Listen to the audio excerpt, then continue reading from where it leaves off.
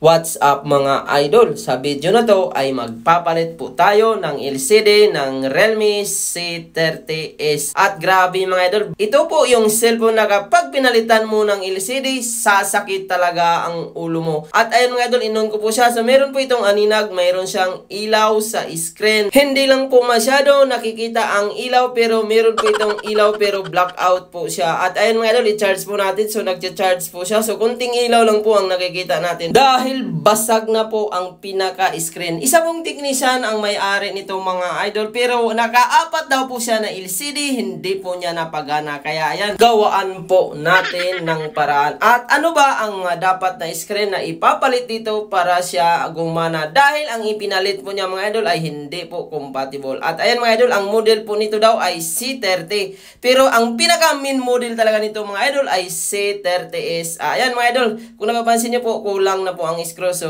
kumplituhin na lang po natin yan mamaya kasi nakailang baklas na rin ang may-ari ito at hindi talaga niya mapagana-gana. So, pinagawa lang daw sa kanya ito mga idol. So, gawin po natin ng paraan. At ayan mga idol, dinala ko po ito sa supplier para mahanapan ko ng paraan. Dahil meron po akong LCD nito mga idol ay hindi rin po gumana. Ayan mga idol, nabili ko ito sa supplier mga idol, pero ganun pa rin hindi siya gumana. Ayan mga idol, may nakalagay po dito sa pinaka-flex niya na C30 ang pinaka-model. So, ayan mga idol, itry po natin at tingnan po natin kung gagana ba ito. Dahil nakaapat na po ang nagdala nito mga idol, hindi daw po niya mapagana-gana. At ayan, sinubukan ko rin po ng LCD mga idol at hindi rin po talaga ito gumana. At ayan mga idol, so iyon ko po siya, ay nagbabibrate siya pero wala rin talagang display. Ayan na po yung panglimang LCD na tinest natin at nakaapat ang may-ari at nakaisa ako dito mga idol. At nakita naman natin na wala pa ring ilaw. Ang pinaka-logic na paggawa dito mga idol, ang C30 na LCD ay hindi compatible sa model na C30s. At dapat mga idol, C30s po ang orderin natin or bilhin natin.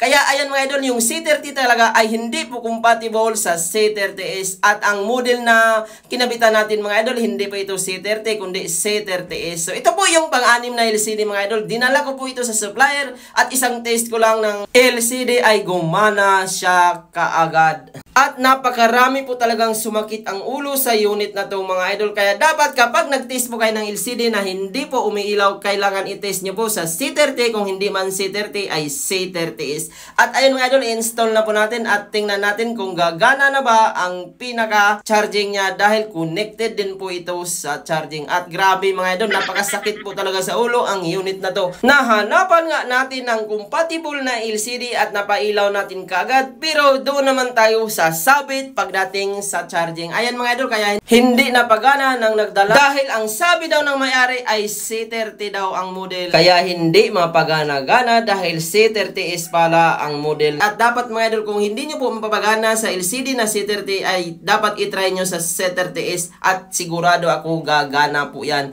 At kung napapansin nyo mga idol, magkaiba talaga ang LCD ng C30s sa C30. Ayan, kung napapansin nyo mga idol, ang LCD ng Flex sa C30s ay medyo brown at yung isa ay gold na gold talaga ang kulay. So, hindi talaga siya compatible sa C30. At ang C30s na LCD ay hindi rin compatible sa C30. At dapat mga idol, kung C30, ang model ay C30 lang. At dapat kung C30s, dapat ang ipapalit natin LCD ay C30s lang. Dahil halos magkaparehas lang po ang hitsura nila mga idol. Kaya maisip mo na parehas sila pero magkaiba pala. At ayan mga idol, so sinalpak ko na po yung C30s na LCD dahil C30s po ang model na to na kinabitan natin. At ayan, dahil may dikit pa yan mga idol, so medyo po may buhok na nakadikit. Ayan, at dahil connected ang charging sa LCD nito mga idol, i-test muna natin bago natin i-install lahat. Dahil lubat po kanina, meron lang pong nakalagay na battery indicator. At ayan mga idol, nung sinalpak ko po sa charger ay hindi po gumana ang charging. So grabe, sumakit talaga ang ulo natin dahil napadisplay na sana natin pero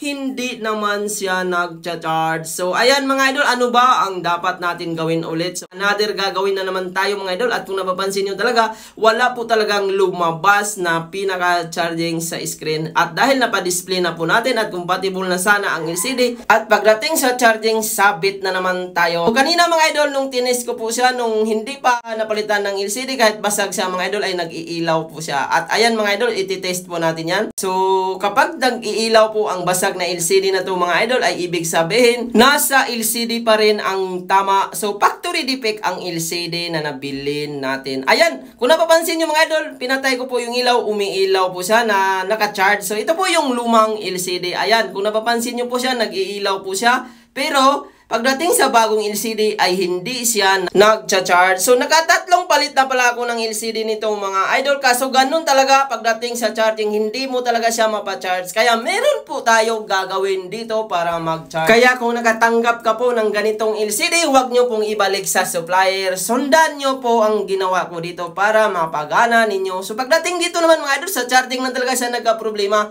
At ayan mga idol, ito po yung linya ng charging. Ayan, yung bilog na yan sa taas, sa pangatlong mga idol. Yan po yung positive at ang gagawin natin mga idol, irekta natin papunta sa baba. So jumperan na lang po natin dahil ang LCD nito mga idol, lahat po ng nabibili siguro nito ay merong factory defect o sablay ang pagkakagawa sa linya ng charging. So madalas kasi mga idol, nakatatlong palit na ako nito. Ganito lang po ang ginagawa ko. So connected din po ito sa speaker, mouthpiece, ang pinaka LCD na pinalit natin. Dahil doon po nakakonekta sa charging board ang pinaka LCD niya. Kaya ayan mga idol, ito po yung linya ng positive. Gilid-gilid lang po siya. So naglagay tayo ng plugs at naglagay tayo ng kunting tingga. At ayan, so i-jumper po natin. So ang nawala lang po dito talaga mga idol ay yung pinaka positive ng charging. At tingnan din natin yung speaker mamaya kung normal ba ang speaker, mouthpiece at ang pinaka-vibrate. After po natin na jumper ang linya, tingnan po natin kung magcha-charge na. At ito na nga mga idol, nag-charge na po siya kaagad. So ganun lang kasimple mga idol, kapag nakabili kayo ng mga LCD nito ay talagang sablay talaga pagdating sa charging. Kaya ito po yung gagawin nyo mga idol, linyahan nyo lang po siya. Isang linya lang naman yan mga idol, so wala pong maging problema. At ayan, takpan po natin para hindi po siya magalaw-galaw kahit mahulog-hulog. At ito mga idol, so nagpasalamat din ang nagdala nito dahil nakaapat talaga siya mga idol, hindi talaga napagana-gana. So hindi po compatible ang LCD ng C30 sa C30S at hindi rin po compatible ang LCD ng C30S sa C30. Dapat mga idol, kung C30 ay C30 lang at dapat kung C30S ay C30S din ang LCD na ilagay mo. At sabi talaga dito mga idol pagdating sa charging. So yun lang po ang gagawin natin dahil nakatatlong palit na ako ng LCD nito mga idol.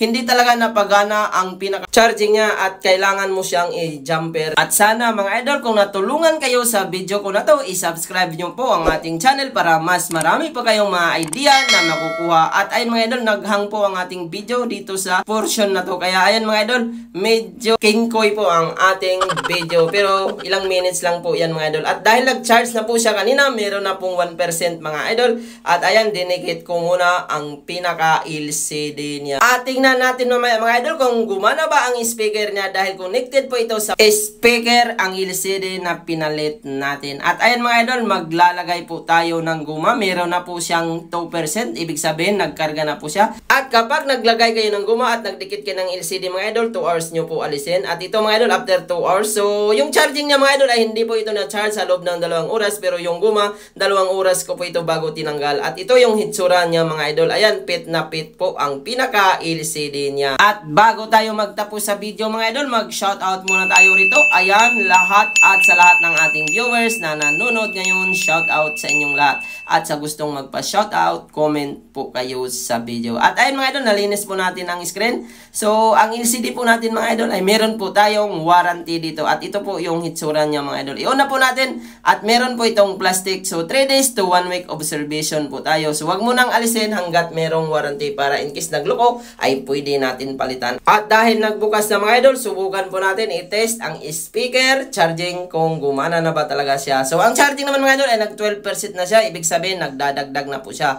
At yung ilaw mga idol, ayan, natataasan, nabababaan, ay ibig sabihin, good po ang LCD natin. At tingnan po natin yung keyboard mga idol kung okay ba siya. Ayan, sobrang lambot po nito. Accurate lahat ng keyboard niya, sobrang lambot po talaga. At ayan mga idol, i-check din po natin ang pinaka-speaker kung tumutunog pa ba ito. Ayan, so babaan natin mga idol. Ayan, tingnan natin yung speaker. Ayan, kung napapansin nyo po, tumutunog po ang pinaka-speaker. Normal po siya. Sasabit ka lang talaga dito mga idol pagdating sa charging dahil may factory defect ang LCD na pagkakagawa. Ayan mga idol, pati camera, good po siya. Wala na pong problema. At nakuha na po pala ito nung nagdala at nagulat siya sa sinabi ko na hindi compatible ang 4 na LCD na sinubukan niya. At ayan mga idol, normal na po ang charging. Wala na pong problema. At sana mga idol, nakakuha kayo ng idea sa paggawa nito. Maraming salamat po. Huwag kalimutan mag-like, mag-share at mag-subscribe.